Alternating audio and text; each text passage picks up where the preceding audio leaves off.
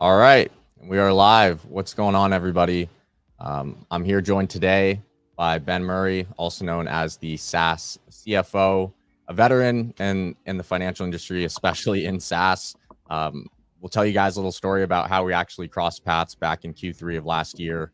But yeah, no, super happy to have you on today and dive a little into kind of where OSSA.AI is at and the impact that you've had on us and some of those early conversations, and looking forward to maybe learn a little bit as well, because it's definitely new to me. I'm still young and learning a lot. But yeah, Ben, awesome to have you, and would love, tell the people, kind of who you are and maybe your background and kind of what you're working on. Yeah, cool. Great to see you again. Great to be here. So, a little bit about myself, of course, finance and accounting, and started out in the airline industry in FP&A, came up through the ranks of FP&A, then got onto software in the early 2000s, back in the perpetual maintenance days, and then became CFO for founder and private equity backed businesses. And I say it's so cliche, started a blog on SaaS metrics and finance in 2016, sharing what I'm learning on the front lines. Started an academy in 2019 to teach SaaS metrics and finance. And today, for the past 3+ years, doing fractional CFO work, coaching, and creating content, newsletters, podcasts on SaaS finance, SaaS metrics, SaaS operations. So live SaaS today. So cool. Thanks for having me. Yeah, super exciting. And yeah, there's a lot to unpack today, but we'll keep it short, probably 30 minutes or so, because I know Ben is super busy. So super happy to have you on. But yeah, I kind of wanted to talk about, how we originally met and kind of starting there. And I think we kind of just stumbled on each other by chance. And I was at an early stage of OSSA.AI before we even launched back in Q3 of last year. And I was going into a realm where I had no idea what to do, and I'm still learning every day. But I knew that I need to better understand, the financial arm inside of a business, especially in SaaS, because it was all really new. And this was at a point where I didn't know how to set up a chart of accounts. I didn't know how to read a profit and loss. I mean, I basically had no understanding, because I'm naturally a creator and I had some sales experience, but there's a whole nother, field to that, right? So I just ended up searching online. I'm like, how to do SaaS finance, right? And then Ben has great SEO, and I'm sure he can kind of tell you about the stuff that he works on. Um, but anyways, ended up stumbling onto his website and then found this cohort which he hosts. And it was a little expensive for me. I'd never made such a large investment, especially in something in the finance field, but I knew the value of it. And he had tons of testimonials, tons of people that have had success. So I was like, you know what, this is totally worth the investment. And it definitely was, because it really set the foundation for our business. And it's really helped us really just de-risk the business, because if you don't have any financial clarity into your business, you don't need to be perfect, but especially, starting up, then it's super risky, right? So, anyways, I stumbled into the cohort, ended up joining it. Brendan, our co-founder, was there as well. He's not here today. He's working as well. But yeah, we had a great time in there, and there's a lot of information, and a lot of it still hasn't been applied yet because we're just not there yet. But I'm sure we'll kind of maybe talk about the pillars, which have kind of coined.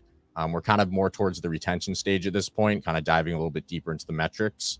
And yeah, I mean, the rest is kind of history. Here we are today, and we touch base here and there, but Ben's obviously super busy. So yeah, that's Ben, that's kind of where we're at. I don't know if you want to kind of add anything to kind of how we stumbled across paths.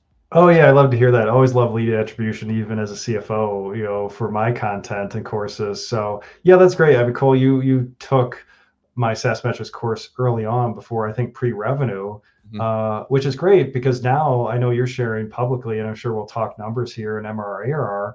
But now, maybe pre-revenue, you're like, hey, I don't need to know finances, I don't need to know accounting, and yeah, you don't need to know debits and credits, but you need to kind of know how the finances should be managed for a SaaS company. And then we'll talk, hopefully talk revenue soon. But now, yeah, those are applicable. I'm thinking about the pillars, one, growth, now retention, right? You're acquiring customers, users. Now we're keeping those. So there's a lot we could dive into there.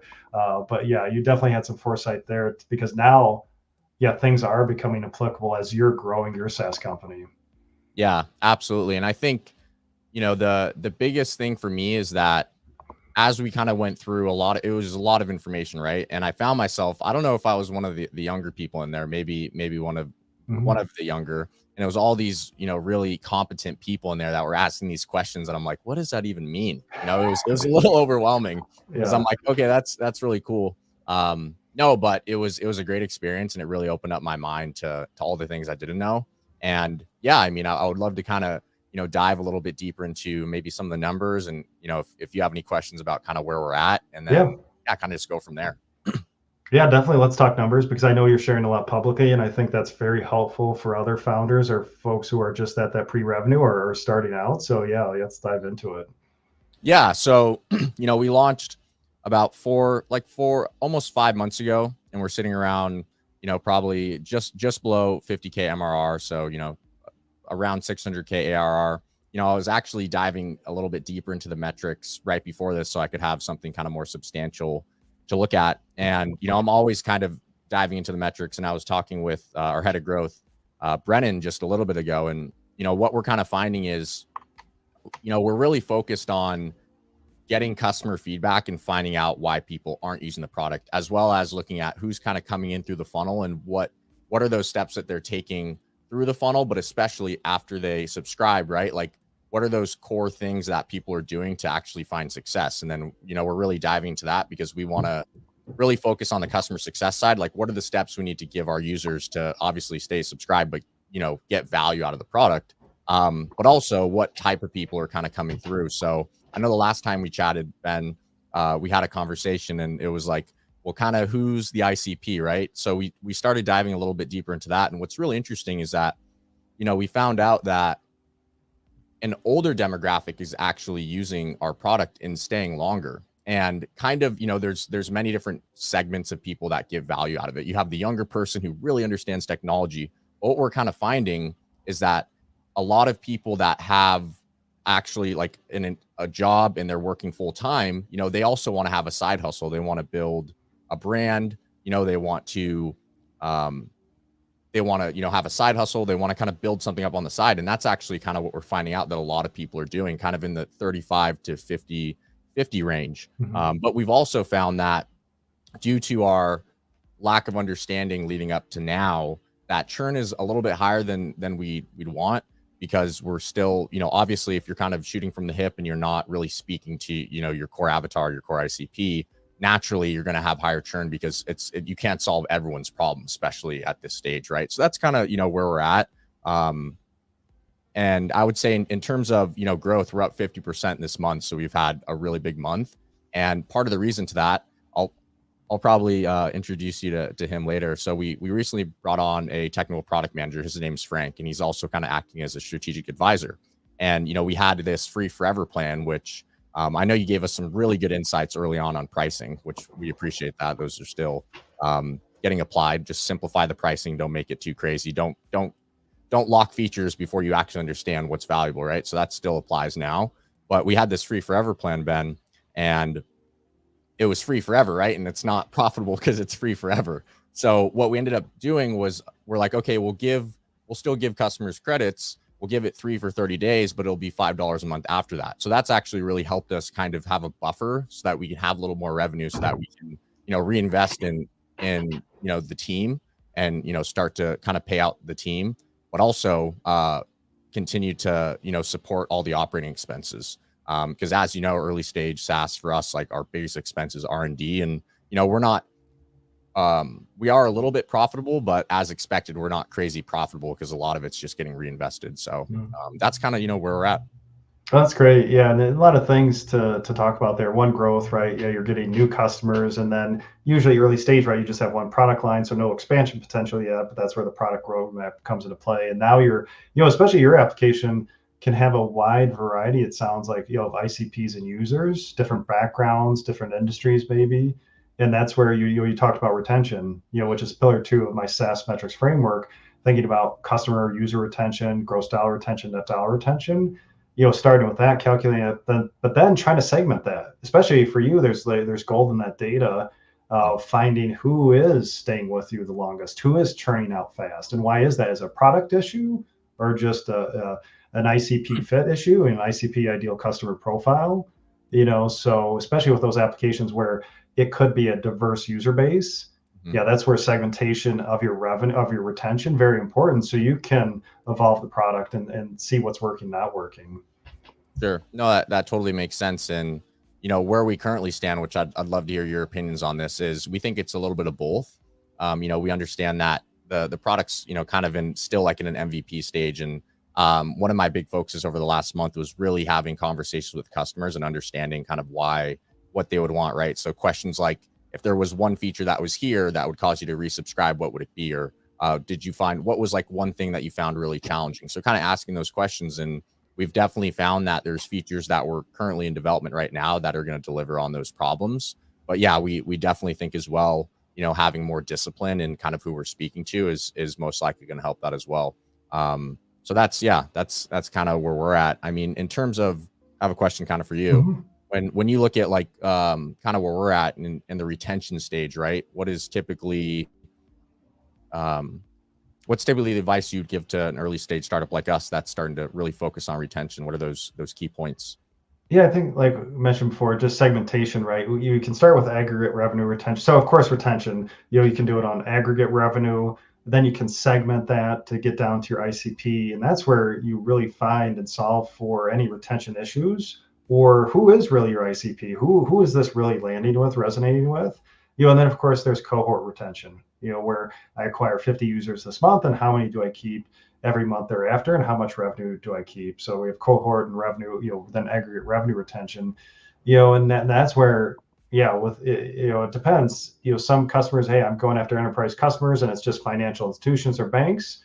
Yeah, maybe you're not going to segment that, but I think in your case, yeah, that segmentation to really see where are you seeing product market fit? Because I interview a lot of founders for my podcast, and when they raise, I always say, what's that trigger for that raise? Well, they saw a signal, right? They saw some traction within their user base. It might not have been their entire user base, but a segment of their user base. So they're seeing these signals that say, oh, I've got something going here. So maybe I'm ready to inject more capital to take it from just a development stage and product market fit and building out that product roadmap to, well, maybe I need hire a couple sales reps, or think about my go-to-market motion, because I see triggers, I see signals that say we're ready for that next stage. So yeah, you first was growth. Now you're focused on retention, and you're well on your way to say 1 million ARR.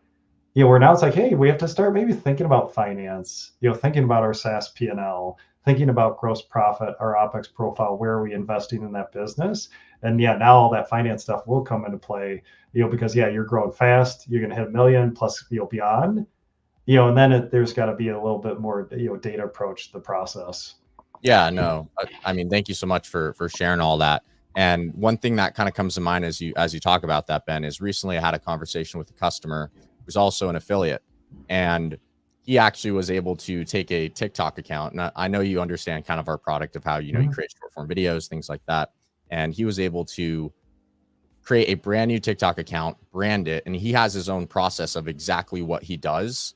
And he was able to take it from zero followers on TikTok to now, I just checked this morning, 10.3 thousand subscribers or followers in Mhm. 40 days, 1.7 million views. And I'm talking direct off the platform, download it, post it, like Yeah. not even adding any music, no editing. Like he adds a little title on it and a caption, but part of that resonates with me for sure, and I think it validates kind of what I was thinking about doing, so I appreciate that, which is find those kind of those pockets of customers that are getting crazy success, find out how they're doing it, and then you can kind of reverse engineer that and provide that to the rest of the users, right? And kind of looking at them. So he's actually, what he's doing, and I don't know if you've seen this before, but he actually has taken his process of how to use our tool, and then he's mentoring people one-on-one on his process on how he found success using it. So I don't know kind of what your opinions are on that. Thought it Oh, was I love interesting. that, because yeah, if he's an affiliate of yours, so he's teaching plus bringing folks onto your platform, which is awesome. So, yeah, because I think when you find how are your users finding success, that informs your product roadmap. How does that affect things, and then also can affect then how do we go to market, right? How do we build out our sales and marketing function to find these ICPs where it resonates? And there's a sequential process that you're seeing, right, with starting a SaaS company and now hitting each of these phases, because some things do have to come in order. I've seen some SaaS companies get into trouble where they haven't quite found product market fit, or they thought they found PMF, and then they start scaling, they start hiring sales reps, hiring a marketing team, and then they've just got tons of churn. Mm. Then they've got cash issues. And it's like, well, you get into this circular reference. Well, I'm running out of cash.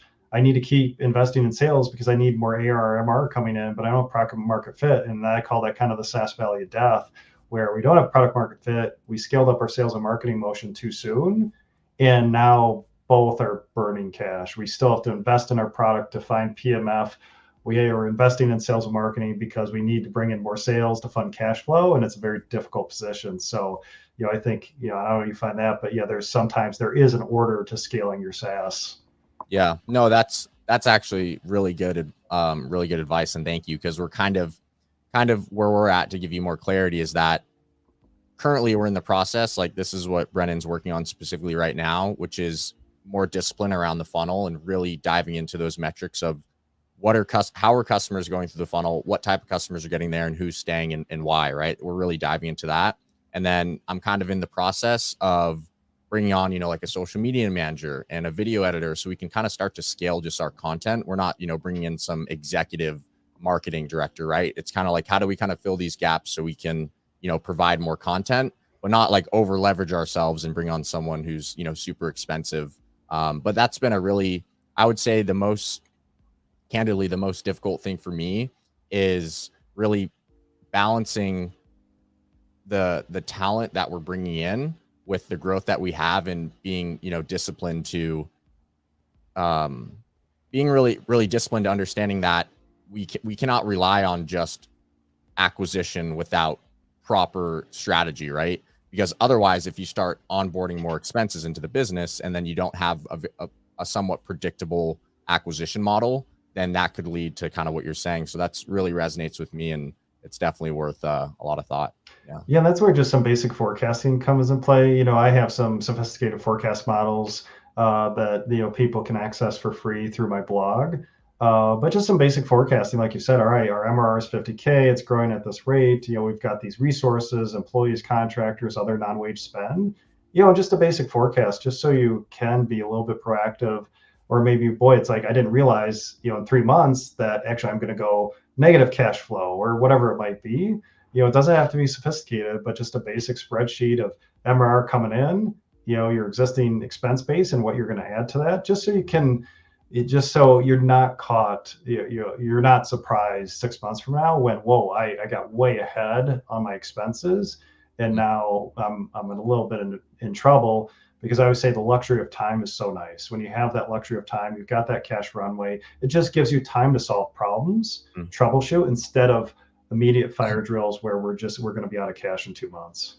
Sure. No, that totally makes sense. And then one question I would kind of have for you, which this is probably worth a Google search as well, but it's kind of something that just came top of mind, is when you look at, and I'm sure there's a range, when you look at like the burn rate, right, of a early stage startup, what is kind of that buffer in terms of months that you kind of like to see? That's like, okay, that's fairly healthy, in terms of how much will the cash balance last?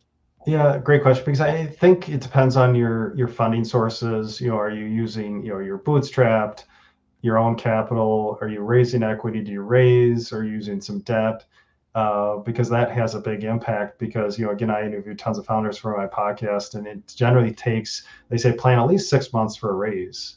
So right there, you need, say, well more than a 6-month cash runway. If, say, you see cash running out and you are on that fundraising, like we are going to fundraise versus bootstrap, that means like, hey, I probably want 12 months of cash, if we know we're going, say, the VC route. But if you're bootstrapping, it's like, it's a balance of investments and cash flow coming in, and just making sure you can optimize.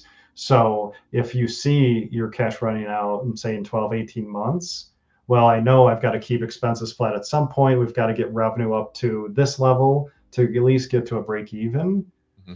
So of course, the longer cash runway, the better. But, just those basic forecasts, you can kind of see, you can play with that, because maybe hey, I'm just going to bootstrap. I don't have any emergency, kind of funding sources, and it's just that balance, But then on the fundraising side, everyone says at least 6 months, plan for 6 months to go through that raise, So that means you need a minimum, I'd say 9, 12 months. 12 months would be nice Mhm. because to start the fundraising process now, so you have that buffer.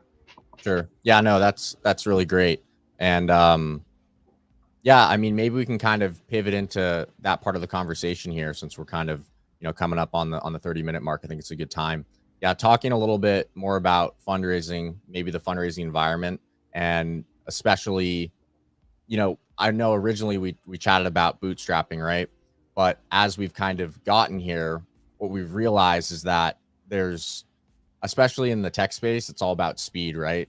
And it's, especially with how fast things are moving, how we see it is we definitely want to potentially entertain, fundraising um, at some point in time. We haven't really decided on a timeline, but I think that's going to be, a pretty serious conversation, maybe within the next few quarters here. So, considering kind of where we're at, what are those? And I know you had a podcast recently on this. I was listening to it when I was on the plane traveling back to Chicago. You talked about kind of what there was I forget what metric it was, but there's one specific thing that VCs look at. Um, but I know there's many things. But yeah, I would love to hear. You've seen these things happen so many times. I mean, what are those core things that a VC is looking at that actually makes it interesting?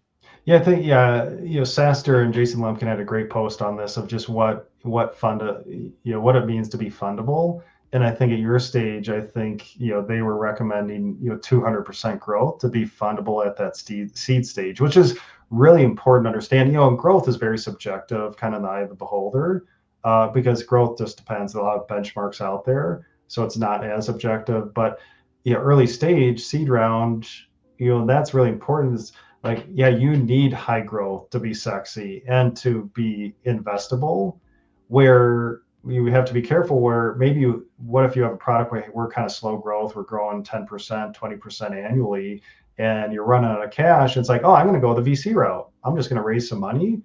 But really at that stage, seed stage, yeah, you need that really high growth rate Mhm. for those investors because they want to knock it out of the park with the investment. So yeah, if you're at that stage where I'm growing 100+%, 200%, puts you in good shape because that growth is that key factor. Where if you don't have that growth and you're relying on VC funding, that could be trouble if you're just showing, say, a 40, 50% growth rate. Well, yeah, maybe you don't get that funding. Where in the bootstrapping world, hey, if I'm growing at 50%, say annually, that's great, right? Because maybe it's a little slower because I'm just using my own capital. I can't deploy capital as fast. I've got to be very careful. So yeah, I think founders have to be really careful which route they're going Mhm. and what growth means in that scenario. Sure. Yeah, and then to kind of give you some clarity, because you talked about growth, kind of where we're at, a ballpark of kind of what we've seen, which we're still early stage over the past couple months, is 30 to 50% month over month. So we're obviously seeing some pretty tremendous growth month over month now. Is it going to maintain like that? Maybe. I think we need to, be a little more disciplined, like I said, on our acquisition side. And there's a lot of holes we need to fill for our users. We're aware of some things that we need to improve. And, that's why we are bringing on, we are focused on we're in the process of bringing on another full stack engineer to kind of pick up some of that work because there's just a lot to be done. Because we like we kind of talked about, we think it's, a product thing, but also an acquisition thing as well. So, that's kind of where we're at. And how I see it, which this might change and would love kind of your opinions on this, is, if we were to take on VC, a lot of that most likely would go towards talent.